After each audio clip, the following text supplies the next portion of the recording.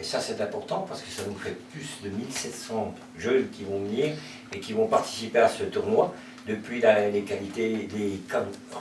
les catégories U6, U9 aux catégories U15. Voilà. Donc là, ça représente, ça mobilise beaucoup de monde, ça mobilise aussi, j'allais dire, du couchage sur Besançon, puisque c'est pas moins de 2000 livres. C'est 6 mois de travail pour les bénévoles, d'ailleurs que je remercie, parce que sans eux, le tournoi n'aurait pas lieu. Ton micro. Et puis le staff ça prend sportif qui nous aide à faire venir les équipes aussi. Et puis je remercie un petit peu tout l'ensemble des gens qui nous suivent régulièrement. Et puis je tiens à remercier tout particulièrement aussi la ville de Besançon qui nous aide beaucoup dans la logistique et le département du Doubs. Voilà. Pour ce qui en est du tournoi des petits champions. Maintenant on a une chose que nous n'avons pas pu commander, mais nous espérons qu'il sera présent, c'est le soleil. Ouais, le soleil, on espère qu'il sera au rendez-vous, Frédéric. On espère. En tout cas, c'est plus sympa de jouer au football sous un beau soleil. Et je voulais savoir, ça représente combien de bénévoles justement, un tournoi comme les petits champions? J'allais dire, on a fait appel à environ une centaine de bénévoles.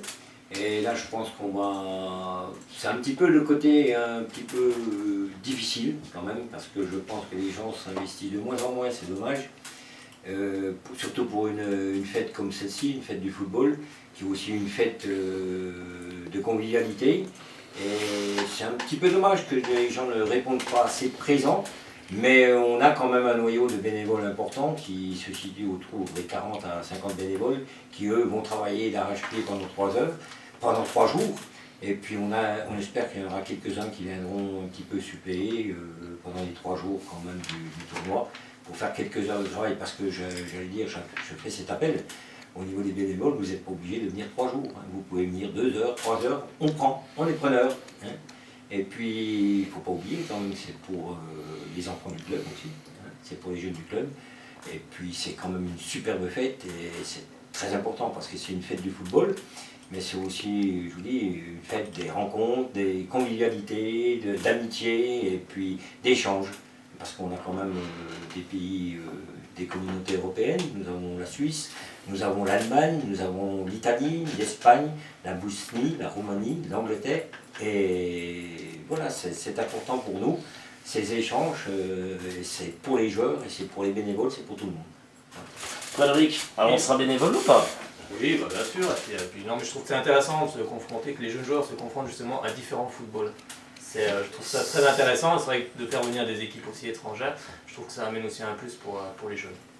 Oui, bien sûr, et puis c'est une fête du football, mais c'est aussi un tournoi de qualité, parce qu'on y retrouve quand même des équipes, y compris même au niveau des tout petits, puisque cette année on va avoir le FCSM, donc c'est important.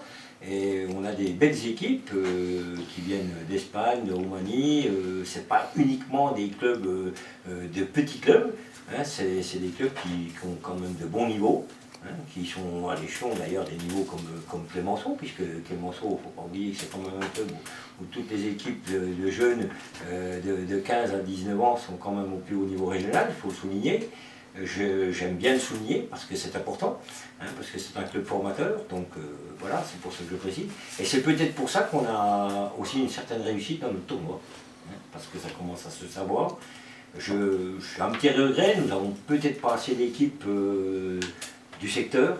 Hein. Nous avons nos amis du Racing, ça c'est bien, mais il n'y a peut-être pas assez de clubs du secteur qui viennent se frotter un petit peu aux équipes qui viennent de toutes les régions de France. Alors également le tournoi, on pourra le suivre, un classement et tous les matchs en direct, hein, c'est ça, il y a un site internet où on va pouvoir voir tout ça, hein, Patrick.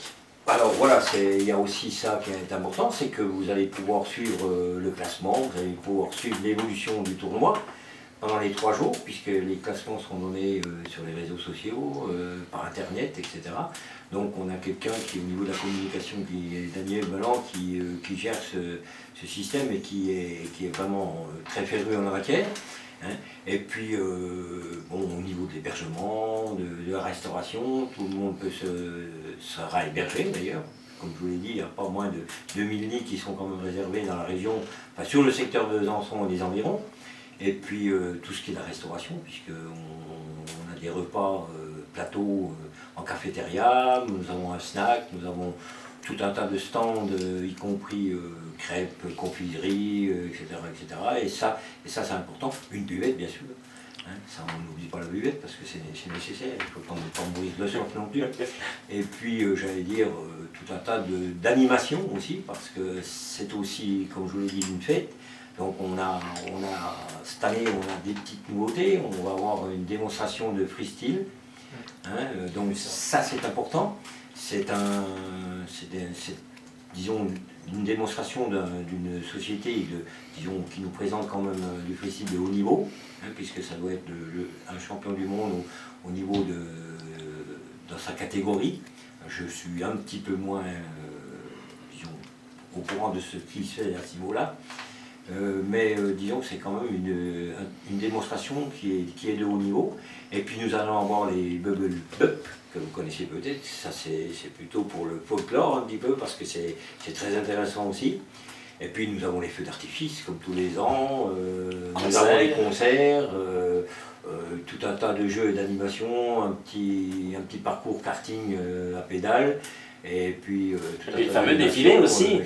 Et puis alors surtout à l'ouverture, le samedi, à 13h30, c'est vraiment une chose, et moi je sais que ça fait 3 ans que je suis président du club et que je vis pleinement ce tournoi des petits champions, et c'est le défilé du samedi, parce que c'est vraiment impressionnant de voir tous ces gamins qui défilent en ordre avec les hymnes, les drapeaux, tout ça. C'est vraiment un bel événement qui nous donne beaucoup d'émotions, beaucoup de plaisir.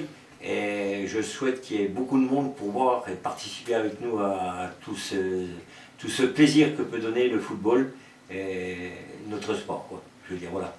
Bah, en tous les cas, nous, on y sera présent, l'équipe de Soyons Sport, hein, Frédéric, on y va. Hein. Tu refais comme l'année dernière ou pas? Ah bah si Patrick est d'accord. Dimanche matin, hein, où je serai... Vous serez où le dimanche matin? Je ferai la 32e montée internationale du poupée. Donc, comme l'année dernière. Comme l'année dernière. Donc je viendrai l'après-midi, je serai peut-être un peu moins en jambes. Excellent. L'année dernière, vous étiez venu, franchement, magnifique. L'après-midi. Bon, Patrick, ça vous va? Moi tout à fait d'accord. Un bénévole supplémentaire. Et j'allais dire, plus on est de monde en définitive, hein. C'est comme toujours. Hein. Bien sûr. Plus on profite, plus on a de plaisir. Exactement. On continuera à parler avec vous, hein, bien sûr Patrick David, tout au long de cette émission. Allez, on va accueillir sans plus attendre